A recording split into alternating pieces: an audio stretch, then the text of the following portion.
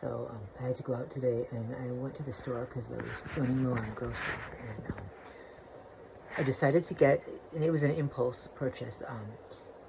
One of those little box cutters, you know, where like with the retractable blade, because I'm just so sick of like using my keys to open packages and shit. So yeah, it's got a retractable blade, and you know what I'm talking about, right? Like the push-up blade. Anyway, just to open packages at home. And it was an impulse purchase. Like I didn't go for that, but I saw it in the aisle and I figured, all right, this could come in handy. It'll make my life easier, right? Um, so I got it. Didn't think anything of it. Then I walked like half a block down, and I waited for a ride share, but I was waiting like at the bus stop for a ride share. Um, and there were two people fighting. Like it was across the street, and there were two men fighting, and they were like holding up traffic. They were screaming at each other. They were about to start throwing punches. They were holding up traffic. Eventually, people started honking at them because the light changed and nobody could move.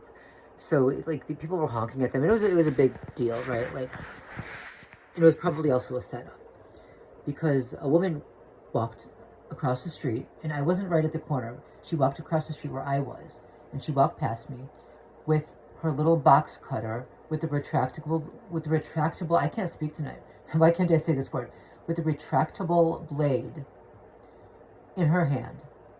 And she's like, she muttered something like, "You ain't gonna fuck with me today," right? And the idea was she was trying to protect herself against, you know, one of the guys who was throwing punches or starting to throw punches or something like that. The thing is, it was the same box cutter that I just got at the store. Yeah, I had just purchased the same thing.